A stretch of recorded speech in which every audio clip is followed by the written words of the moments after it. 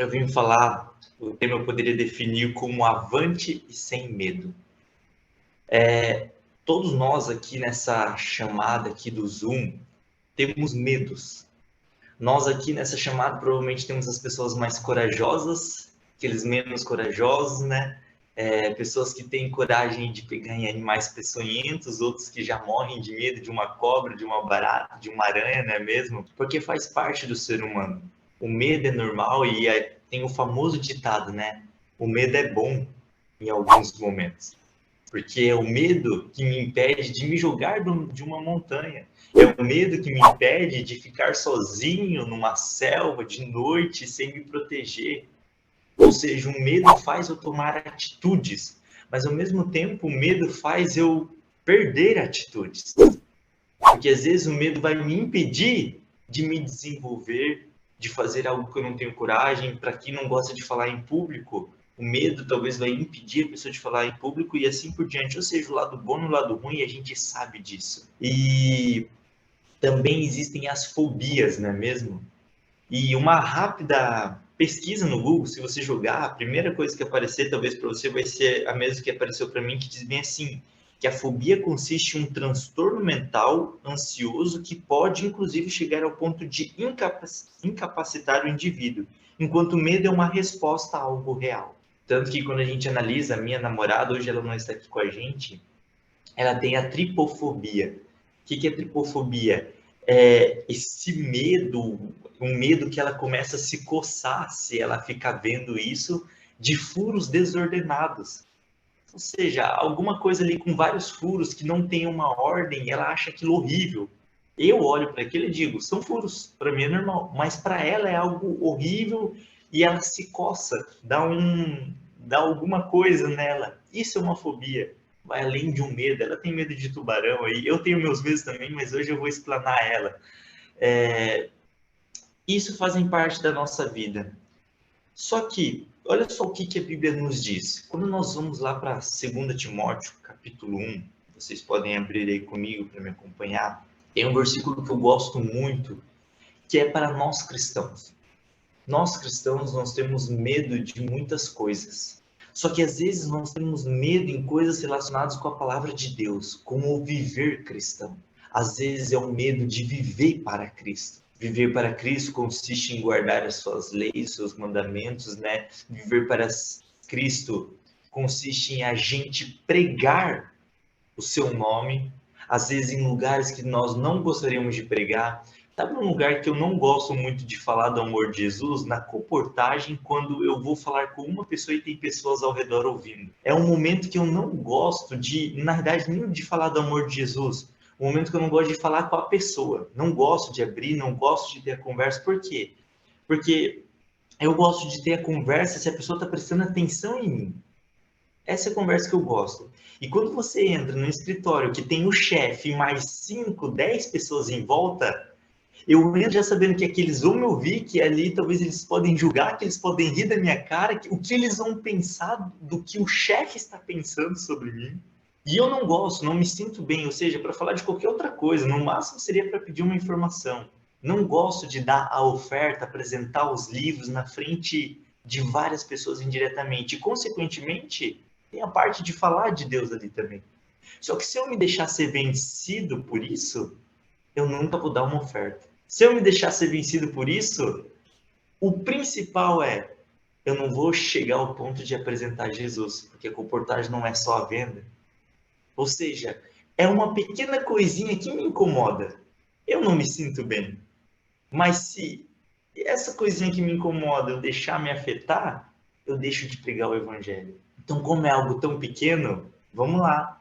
E a gente vai. Entra nos escritórios, fala com as pessoas, mesmo que tenha outros ouvindo, ignora os outros e ora até para que alguma bênção aconteça, um milagre, que a outra pessoa se interesse pelo que você está falando, né? Dificilmente acontece, mas quando nós vamos para 2 Timóteo, capítulo 1, versículo 7, nós lemos o seguinte: pois Deus não nos deu espírito de covardia, mas de poder, de amor e de equilíbrio. Um verso simples. Olha só, pois Deus não nos deu espírito de covardia, mas de poder. O que é esse poder? É força, é capacidade. E o verso vai continuar. Do que adianta nós termos força, capacidade, né? Mas se não tivermos amor, nós obrigaríamos as pessoas, falaríamos às pessoas de forma agressiva. E o verso então vai dizer: com poder de amor, ou seja, o amor deve acompanhar o poder para assim não ser algo duro. O Senhor Jesus é um exemplo notável do poder usado com amor.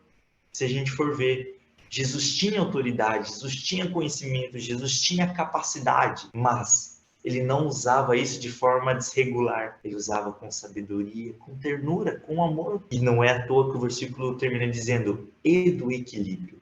Ou seja, você precisa ter amor, você precisa ter poder, capacidade, mas também é necessário o equilíbrio. Porque sem o equilíbrio, ou nós vamos ser o Deus de amor apenas, aquele extremo, né, de que Deus não pede nada, Deus não cobra nada, a gente faz aquilo que nos deixa felizes. Ou nós vamos para outro extremo, o legalismo. Não o legalismo de alguém que cumpre a lei de Deus, mas alguém que acha que pode ser salvo pela lei de Deus, que pode ser perfeito pela lei de Deus. Perceba, a gente caminha para dois extremos. E a Bíblia nos diz: pois Deus não nos deu o espírito de covardia, mas de poder, de amor e de equilíbrio. Resumindo esse versículo, Deus ele nos capacita a sermos pessoas sensatas, equilibradas, que sabe conciliar o seu amor e o seu juízo, a salvação pela graça, mas também como resultado da graça as obras. Perceba, é um meio termo, é um equilíbrio. E quando a gente fala de medo, esse verso eu acho ele muito forte, porque ele diz: eu não vos dei espírito de covardia. É falando, não é para vocês ficarem com medo. E tem duas histórias na Bíblia que me marcam muito quando a gente fala de medo. E a primeira delas é a conhecida do gigante Golias contra Davi. Vou contá-la resumidamente para a parte que dá para a gente focar aqui. Davi, né, estava lá indo visitar o exército de Israel para dar notícias a seu pai de como estavam seus irmãos. E chegando lá, ele se depara com a cena de que o povo de Deus, presta atenção, o povo de Deus, Israel, olha, eles tinham o nome de Deus ali. O povo de Deus, por causa de um homem que era um pouco maior do que eles, às vezes a gente imagina Golias com 5 metros de altura, né? Mas ele tinha ali seus 2,90, 2 e pouco a mais. Não era absurdamente, era maior. Não vou dizer que era pequeno, era maior. E dá medo, mas gente, era um exército. Um exército que era o povo de Deus, com medo de um homem. Um homem. Tem até aquele, a gente até pode pensar, né? Um homem grande contra 10 pequenos ao mesmo tempo, talvez o grande vai perder. Bem provável. Claro que ali era uma batalha, guerra, talvez Golias, né, era um grande soldado. Mas o foco era o povo de Deus estava com medo de um homem pagão. Um homem pagão fez com que um muro se levantasse na frente daquele exército que eles não conseguiam avançar, que eles não tinham coragem de avançar, que quando Golias desafiava, todos tremiam. Agora, um homem baixinho, de boa aparência, que já era um homem muito corajoso, porque quando a gente lê, ele diz, né, que ele matava ursos e leões. Um homem foi o suficiente para fazer com que aquele muro do medo se rompesse, assim podemos dizer. Davi, quando ele vê aquela situação, ele estranha. E ele então se impõe. Como o povo de Deus não se impôs, bastava crer, bastava acreditar. Eles eram o povo de Deus. Davi vai lá e se impõe. E no versículo 45 a 47 de 1 Samuel 17, Davi vai dizer, né? Davi, porém, disse ao filisteu: você vem contra mim com espada, com lança e com escudo. Eu, porém, vou contra você em nome do Senhor dos Exércitos, o Deus dos Exércitos de Israel, a quem você afrontou.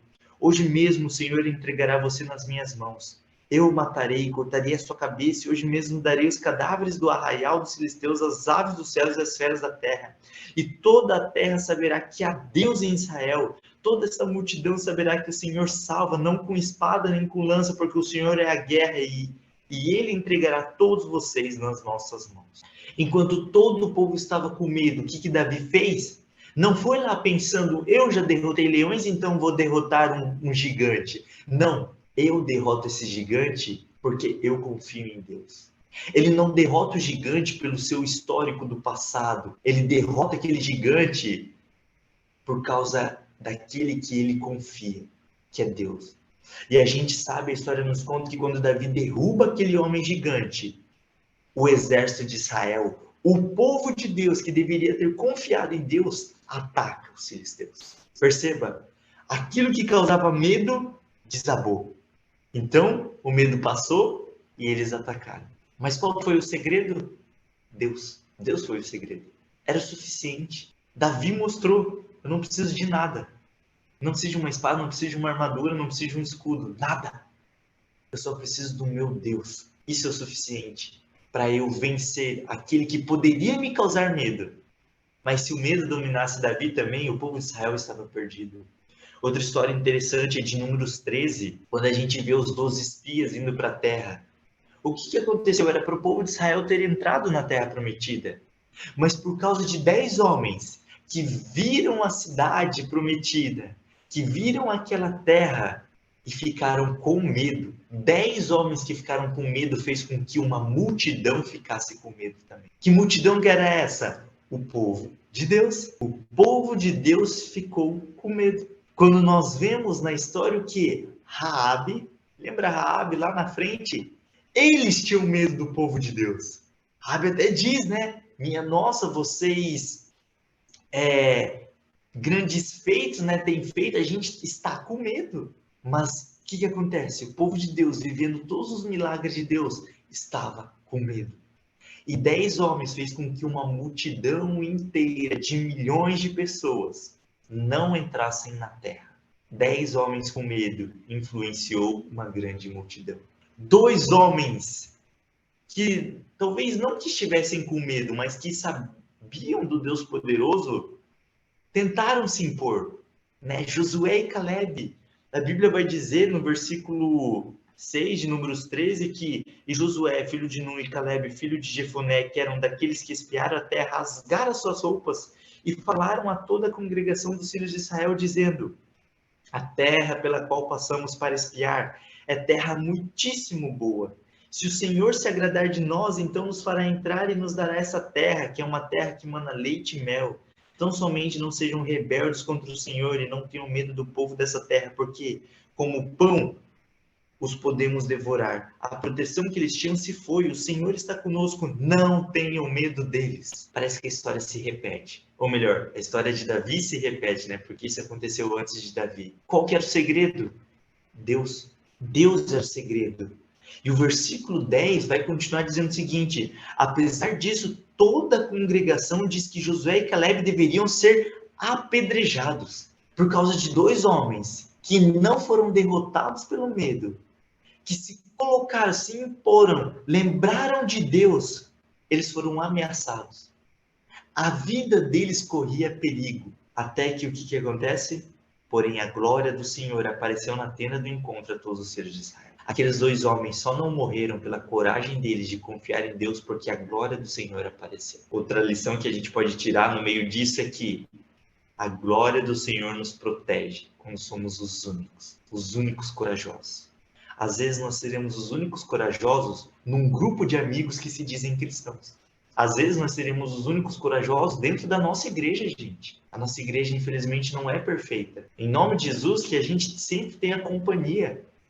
Mas às vezes nós seremos os únicos. E os únicos, aonde? Entre o povo que se diz ser de Deus. Josué e Caleb foram corajosos dentro de um povo que era para ser o povo de Deus. Tudo bem que estava um povo corrompido, mas toda aquela multidão havia visto um mar se abrir. Então era para eles crerem também. Davi, minha nossa, Davi já tinha passado muito tempo. Todo aquele exército vivia ali num contexto que era Deus, Deus, Deus e Deus. Mas estavam com medo. E esses homens que pertenciam ao povo que se dizia de Deus, tiveram que ir, parece que contra o povo. E se eles tivessem medo? Se eles tivessem medo, Davi não teria derrotado o gigante. Se eles tivessem medo, Josué e Caleb não teriam entrado naquela terra. O medo nos afasta de Deus e nos faz esquecer de Deus. O medo que eu estou dizendo não é o medo de cobra, o medo de tubarão. É o medo do evangelho. É o medo de exaltar o nome de Deus em nossas vidas. É o medo, às vezes, em ser o único que vai pedir para guardar o sábado e, por causa do seu nome, vai mexer com toda a universidade, com todo o seu trabalho. Por causa de uma pessoa. Parece, né, que o nosso nome é proclamado. Na empresa ali, se vai pedir para o patrão sobre o sábado, talvez todos os funcionários vão ficar sabendo que você conversou em particular. Por causa de um homem, tudo pode ser afetado, para o bem ou para o mal. A questão é, nós estamos dispostos a vivermos para Cristo?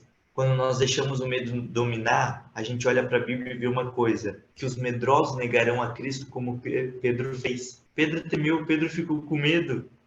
E o que ele fez? Negou a Jesus 3 vezes. E Jesus o havia alertado. Jesus hoje também nos alerta, vigiem, orem, estudem a palavra de Deus, porque senão vocês não vão estar aptos para pregar o Evangelho, para viver o Evangelho. Os medrosos abandonarão a Jesus como os discípulos fizeram. O que aconteceu quando Jesus foi dedurado por Judas? Os discípulos fugiram e eram pessoas que estavam com Jesus. Não adianta nós dizermos que estamos com Jesus e realmente não estarmos. Não adianta. Nós precisamos estar realmente. Nós precisamos ser valentes como Daniel e seus amigos foram. Que, mesmo vendo a cova diante de Daniel, mesmo os 3 amigos vendo a fornalha ardente diante deles, o que eles fizeram? Não importa. Nós queremos estar onde Deus está. E se Deus estará dentro daquela cova ou dentro daquela fornalha, que assim seja. Mas uma coisa sabemos, é que Deus não estará aqui fora enquanto a gente se ajoelha diante dessa estátua por medo de ser morto. Deus não estará aqui fora se eu me nego a adorar o único Deus por medo de ser julgado na cova dos leões. Eles tinham convicção disso. Nós precisamos ter convicção de onde Deus está. Deus não está ali com medo de Golias. Deus estava à frente, derrotando os filisteus. Deus não estava fora da cidade prometida. Deus queria levar o povo para a cidade prometida. Ele estava com o povo e poucas pessoas viram isso. Jesus, vencendo o medo, foi até o final no plano da salvação por nós. Ele teve angústia. Ele não queria passar o que passou. Não era algo gostoso, agradável. Não. Além da dor física, podemos dizer que ele teve uma forte dor espiritual. Quando ele grita, né? Meu Deus, por que me desamparaste? Sentiu uma dor ali de separação do Pai. A maior dor que ele sentiu. A pergunta que fica, nós iremos até onde em resposta ao grande amor de Jesus? Eu lembro de uma vez eu escolhi fazer teologia, e se não me engano foi no 2º ou 3º ano do ensino médio ali, né, que é o período já que você tem que pensar o que você quer para o futuro, e eu queria teologia, e a professora de inglês começou a pedir aluno por aluno, o que cada um queria. E eu lembro que nessa hora me deu um medo de falar que eu queria teologia. Por quê? Porque parecia um curso tão pequeno perto dos outros. Todo mundo quer o quê? Engenharia, agronomia, veterinária, medicina. E eu queria teologia, e eu fiquei pensando, já imaginou se eles acham que eu vou ser mais um pastor que vai pegar o dinheiro dos outros? Que eu vou ser mais um pastorzinho desse, sem conhecimento, sabe? Um pastor popular, que não sabe o que fala? E eu fiquei pensando nisso, e eu fiquei pensando, não quero falar, não quero falar. E eu lembro que o sinal tocou, e eu fiquei, ufa, que bom, não vou precisar falar. Eu estava com medo, com vergonha de falar o quê? Que eu queria fazer teologia. Era só isso, eu não precisava falar mais nada. Não precisava falar sobre minha fé, sobre o amor de Jesus, nada. Era só falar, eu quero teologia. Só que o sinal da escola tocou e a professora continuou. Tá bom? Vamos falar. Sem querer falar, com medo de falar. Chegou a minha vez, falei teologia. Pronto, continuou. Depois aconteceu até de novo com outro professor. Ele pediu e de novo eu passei esse gelo, não lembro se foi no mesmo dia ou um dia depois. Mas outro professor de física pediu, chegou em mim, ele até disse, né? Eu também fiz teologia um tempo. Continuou a conversa. Só que sabe qual foi a reflexão que eu tirei? Se eu estava com medo de falar apenas que eu queria fazer teologia, imagina de pregar o evangelho. Eu estava com medo de falar algo que tinha todo o contexto. Era só falar o curso que eu queria. Mas eu estava com medo de ser olhado estranho pelos colegas. Hoje eu olho para isso e digo, que bobeira, literalmente que bobeirinha. Eu ter medo de falar o que eu quero? Se eu quero ser pastor, qual que é o problema? Claro que a imagem do pastor, cada dia que passa, fica mais suja, em geral. Mas isso me gerou medo? Isso me gerou um frio na barriga? E se eu tivesse que pregar na minha sala, de forma espontânea? Será que eu chegaria a rejeitar? A negar? A tentar fugir? Me esquivar? Ou aproveitar a oportunidade? Depois que aconteceu esse evento, até preguei sobre também, usei essa história, mas marcou. Uma pequena historinha, uma pequena coisinha que os outros podem olhar e falar, nada veio, faz parte desse medinho. Só que foi um medo que me preocupou, de ter vergonha de falar da minha faculdade. Da minha faculdade que tinha como objetivo me ajudar a conhecer um pouquinho mais das verdades da Bíblia, para eu poder proclamar essas verdades. Isso já passou, ficou passado, hoje já não tenho mais vergonha. Às vezes a gente se retrai porque a imagem de pastor, né, ela não está tão bonita. Mas na reportagem eu falo mesmo e é interessante porque as pessoas se admiram. Parece que a imagem do pastor eu vejo como algo tão sujo que eu digo numa visão do mundo, não na nossa visão. Porque você vê uns pedindo dinheiro, os outros pedindo isso, o pastor coach, né, que só fala algo bonito, tá suja a imagem. Mas quando você fala para a pessoa, você quer teologia, as pessoas ficam, uau, até dizem, eu queria que o meu filho seguisse esse caminho. Então olha só, uma pequena profissão que eu escolhi seguir por um chamado de Deus, mas que para a pessoa é algo que eu escolhi, podemos dizer, né? Se ela não é cristã, é algo que eu escolhi só. Ela acha bonito. E é um testemunho já.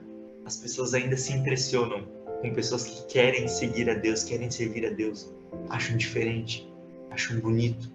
E talvez vão me dar abertura pedindo por que você escolheu isso. Perceba, eu falando apenas a profissão que eu quero, as portas se abrem.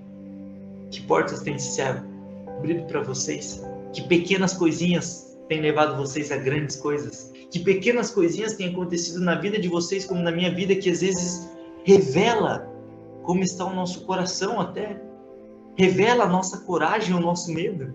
Se tem pequenas coisinhas que estão nos deixando com muito medo e até mesmo nos impedindo, embora eu fiquei com medo de falar que queria teologia, eu falei. Então, mesmo com medo foi. Dentro de mim eu não queria, então eu refleti nisso. Mas às vezes pode acontecer de eu poderia ter me levantado e ter ido ao banheiro. Poderia ter feito. O que tem acontecido nas nossas vidas? Nós temos seguido o conselho de 2 Timóteo 1,7, pois Deus não nos deu espírito de covardia, mas de poder, de amor e de equilíbrio. Não importa onde, com quem, que o nome de Deus seja pregado hoje e sempre. Que o nome de Jesus, aquele que morreu na cruz por nós, seja pregado.